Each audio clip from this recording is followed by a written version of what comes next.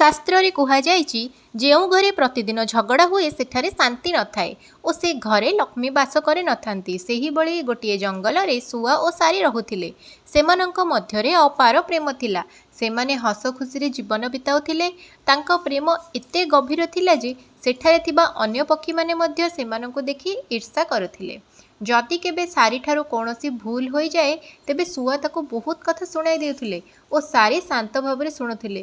ତାପରେ ଯଦି ଶୁଆଠାରୁ କୌଣସି ଭୁଲ ହୋଇଥାଏ ସାରି ମଧ୍ୟ ବହୁତ କଥା ଶୁଣାଉଥିଲା। ଶୁଆ ମଧ୍ୟ ସେହିଭଳି ଶାନ୍ତ ଭାବରେ ଶୁଣି ନେଉଥିଲା। ସେମାନଙ୍କ ଘରେ ସଦା ଶାନ୍ତି ଓ ସମୃଦ୍ଧି ଥିଲା। ଆଉ ଏପଟେ ଯେ କାଉ ଓ କୋଇଲି ଥିଲେ ସବୁବେଳେ ଝଗଡ଼ା କରୁଥିଲେ। ସେ ବହୁତ ଗରିବ ଥିଲା। ତାଙ୍କ ଘରେ ସଦା ଅଭାବ ଥିଲା। ସେ ଦେଖୁଥିଲା ଯେ ଶୁଆ ଓ ସାରି ଖୁସିରେ ରହୁଛନ୍ତି ଓ ତାଙ୍କ ଘରେ ସବୁ ଭଲ ଚାଲିଛି। ସେହି କଥା ଭାବି କାଉ ଜଳିଲା। ତା ମନରେ ଈର୍ଷା ଜାଗିଲା। ସେ ଭାବିଲା ଆମ ଘରେ ଯେପରି ଝଗଡ଼ା ହୁଏ ସେମାନଙ୍କ ଘରେ ମଧ୍ୟ ହେବା ଉଚିତ। ମୁଁ ସେମାନଙ୍କ ଶାନ୍ତିକୁ ଭାଙ୍ଗିଦେବି। ତାପରେ ଯେବେ ଶୁଆ ଘରେ ନଥାଏ କାଉ ସାରି ପାଖକୁ ଯାଇ କାନ ଭରିବା ଆରମ୍ଭ କଲା। ତୁମ ଶୁଆ କେବଳ ତୁମକୁ ନୁହେଁ ଅନ୍ୟ ଜଣେ ସହ ମଧ୍ୟ ପ୍ରେମ କରୁଛି। ସାରି ଏହି କଥା ଶୁଣି ହସିଦେଲା ଆଉ ବିଶ୍ୱାସ କଲେ ନାହିଁ। ତାପରେ କାଉ ଶୁଆ ପାଖକୁ ଯାଇ କହିଲା ତୁମ ସାରି ଅନ୍ୟ କାହା ସହିତ କଥା ହେଉଛନ୍ତି। ଶୁଆ ମଧ୍ୟ ସେହି କଥାକୁ ହସି ଉଡ଼ାଇ ଦେଲା। ସେହିପରି କାଉ ବାରମ୍ବାର ଦୁହିଁଙ୍କ ମଧ୍ୟରେ ଭିନ୍ନମତ ସୃଷ୍ଟି କରିବା ପାଇଁ ଚେଷ୍ଟା କଲା। କିନ୍ତୁ ଯେତେବେଳେ ପର୍ଯ୍ୟନ୍ତ ସେ ବିଫଳ ହେଲା କାଉ ଭାବିଲା ମୋ ଚେଷ୍ଟାରେ କିଛି ହେଲା ନାହିଁ। ଏବେ ମୋ ସ୍ତ୍ରୀକୁ ଏହି କାମରେ ଲଗେଇବି। ସିଏ ତାଙ୍କ ସ୍ତ୍ରୀଙ୍କୁ କହିଲା ଯଦି ତୁମେ ଆମ ଘରେ ଶାନ୍ତି ଚାହୁଁଅଛ ତେବେ ଶୁଆ ସାରି ମଧ୍ୟରେ ଝଗଡ଼ା କରାଇବାକୁ ପଡ଼ିବ। ପ୍ରଥମେ ସେଇ କୋଇଲି ମାନିଲେ ନାହିଁ କିନ୍ତୁ ପରେ ଘରର ଶାନ୍ତି ନିମନ୍ତେ ସିଏ ସହମତି ହେଲେ। ତାପରେ ସେମାନେ ଦୁହେଁ ଯୋଜନା କଲେ। କୋଇଲି ସାରିଙ୍କ ପାଖରେ ଯାଇ ତାଙ୍କ କାନ ଭରିବେ ଓ କାଉ ଶୁଆଙ୍କ ପାଖରେ ଯାଇ ସେହି କାମ କରିବେ। ଦୁହେଁ କାଉ ଓ କୋଇଲି ନିୟମିତ ଭାବେ ଶୁଆ ଓ ସାରିଙ୍କ ମନରେ ସନ୍ଦେହ ସୃଷ୍ଟି କରିବା ଆରମ୍ଭ କରିଦେଲେ। ଫଳରେ ଧୀରେ ଧୀରେ ସେମାନଙ୍କ ମନରେ ଭ୍ରମ ଜମିଗଲା। ସାରି ଭାବିଲା ମୋ ସ୍ୱାମୀ ବୋଧେ ଆଉ କାହାକୁ ଭଲ ପାଉଛନ୍ତି ଓ ଶୁଆ ମଧ୍ୟ ଭାବିଲା ମୋ ସ୍ତ୍ରୀ ଅନ୍ୟ କାହା ସହିତ କଥା ହେଉଛନ୍ତି। ଏହିପରି ସନ୍ଦେହ ଧୀରେ ଧୀରେ ବିଷ ସମାନ ହୋଇଗଲା। ସେମାନେ ଝଗଡ଼ା ଆରମ୍ଭ କଲେ ଓ ସେହି ଝଗଡ଼ା ସହିତ ତାଙ୍କ ଘରର ଶାନ୍ତି ଓ ସମୃଦ୍ଧି ଚାଲିଗଲା। ଲକ୍ଷ୍ମୀ ତାଙ୍କ ଘର ଛାଡ଼ିଦେଲେ କାରଣ ଯେଉଁ ଘରେ ଝଗଡ଼ା ଥାଏ ସେଠି ଧନ ଓ ସଫଳତା ନଥାଏ। ଧୀରେ ଧୀରେ ସେମାନେ ଗରିବ ହୋଇଗଲେ। ଭୋକରେ ରହିବାକୁ ଲାଗିଲେ।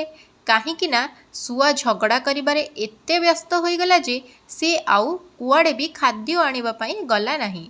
ଯାହାଦ୍ୱାରା ସେମାନେ ଭୋକ ଉପାସରେ ରହିଲେ। ଏକ ଦିନ ଶୁଆ ଭାବିଲା ଆମ ଝଗଡ଼ା ସନ୍ଦେହ ଓ ଅଶାନ୍ତି ହିଁ ଆମ ଦୁଃଖର କାରଣ। ତାପରେ ଶୁଆ ସାରିକୁ କହିଲେ ପ୍ରିୟତମା ଦେଖ ଯେଉଁ ପର୍ଯ୍ୟନ୍ତ ଆମେ ଝଗଡ଼ା କରୁନଥିଲେ ଜଣେ ଅନ୍ୟ ଜଣଙ୍କୁ ସନ୍ଦେହ କରୁନଥିଲେ ଆମେ କେତେ ଖୁସିରେ ରହୁଥିଲେ। ଆମ ଘରେ କେବେ ଧନର ଅଭାବ ନଥିଲା। କିନ୍ତୁ ଏବେ ଯେବେଠୁ ଆମର ଝଗଡ଼ା ହେଲା ଜଣେ ଅନ୍ୟ ଜଣକୁ ସନ୍ଦେହ କରିବାକୁ ଲାଗିଲେ ସେହିଦିନ ଠାରୁ ଆମ ଘରକୁ ଦାରିଦ୍ର୍ୟତା ଆସିଗଲା। ଆଉ ମା ଲକ୍ଷ୍ମୀ ମଧ୍ୟ ରାଗିଗଲେ। ଆଉ ଏକଥା ସାରି ମଧ୍ୟ ବୁଝିଗଲା। ଆଉ କହିଲା ସ୍ୱାମୀ ମୋତେ କ୍ଷମା କରିଦିଅ। ଆମର ଏମିତି ଝଗଡ଼ା କରିବାର ନଥିଲା। ଆମକୁ କାହାର କଥାରେ ଆସିବାର ନଥିଲା। ତାପରେ କହିଲେ ହେଲେ ଏବେ ଆମକୁ ଏହି ସମସ୍ୟାରୁ ବାହାରିବା ପାଇଁ କିଛି ଗୋଟେ କରିବାକୁ ପଡ଼ିବ। ତାପରେ ଶୁଆ କହିଲା ଏ ଗୁମ୍ଫା ପାଖରେ ଜଣେ ମହାତ୍ମା ରହୁଛନ୍ତି। ଆମେ ତାଙ୍କ ପାଖକୁ ଯିବା। ସିଏ ହିଁ ଆମର ଏହି ସମସ୍ୟାର ସମାଧାନ କରିପାରିବେ। ଏହାପରେ ସେମାନେ ସେହି ଗୁମ୍ଫାକୁ ଗଲେ। ମହାତ୍ମାଙ୍କୁ ପ୍ରଣାମ କଲେ। ମହାତ୍ମାଙ୍କୁ ସବୁ କଥା ଜଣାଇଲେ। ମହାତ୍ମା ତାଙ୍କ କଥା ଶୁଣି 5 ଅମୂଲ୍ୟ ଉପଦେଶ ଦେଲେ। ସେହି ଉପଦେଶ ଗୁଡ଼ିକ ହେଉଛି ନମ୍ବର 1 ଘୋର ଲୋକଙ୍କୁ ଆପଣଙ୍କର ଗୁପ୍ତ କଥା କହିବେ ନାହିଁ କାରଣ ଅଧିକାଂଶ ସମୟରେ ନିଜ ଲୋକମାନେ ହିଁ ଆପଣଙ୍କର ହାନି କରିଥାନ୍ତି। ନମ୍ବର 2 ମିତ୍ରଙ୍କ ସାମ୍ନାରେ ଧନ ଓ ସଫଳତାର ଦେଖେଇବେନି। ଦେଖେଇବାରୁ ଈର୍ଷା ଜନ୍ମ ନିଏ ଓ ମିତ୍ରତା ଭାଙ୍ଗିଯାଏ। ନମ୍ବର 3 ଅନ୍ୟଙ୍କ କଥା ଉପରେ ତୁରନ୍ତ ବିଶ୍ୱାସ କରିବେନି। ଯେପର୍ଯ୍ୟନ୍ତ ନିଜ ଆଖିରେ ନ ଦେଖିବେ ସତ୍ୟ ନିଶ୍ଚିତ କରିବେ ନାହିଁ। ନମ୍ବର 4 ମାତା ପିତା ଏବଂ ଜୀବନସାଥୀ ଉପରେ ସନ୍ଦେହ କରିବେନି। ସନ୍ଦେହ ହେଉଛି ସମ୍ପର୍କକୁ ଧ୍ୱଂସ କରିଦେବାର ଅଗ୍ନି। ନମ୍ବର 5 बिना निमंत्रणरे केउठिकी जिबेनी ओ खाइबेनी। एहा आपणक मान सम्मानकु कमाई देइथाए ओ अपमान होइथाए। महात्मांकर कथा शुणी सुआ ओ सारी निजर भूल स्वीकार कले। सेमाने आउ केबे झगड़ा कलेनी, संदेह कलेनी। सेमानंक घरको पुणी लक्ष्मी माँ फेरिले ओ तांको जीवन रे पुणी सुख हैला। जेउ घरे प्रेम, विश्वास ओ शांति रहे सेठी लक्ष्मी ओ सुख सदा बास करंती। जदि आपण मानक ए वीडियोटी भल लागिला वीडियोर कमेंट रे जय माँ लक्ष्मी लेखिकी वीडियो को गोटे लाइक करंतु एवं चैनल टी को सब्सक्राइब कर दियंतु।